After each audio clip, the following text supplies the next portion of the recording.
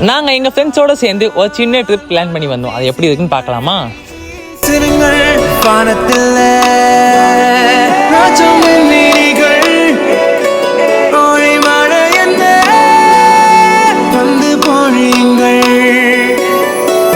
சிந்தும் தேத்துழியில் அடையில்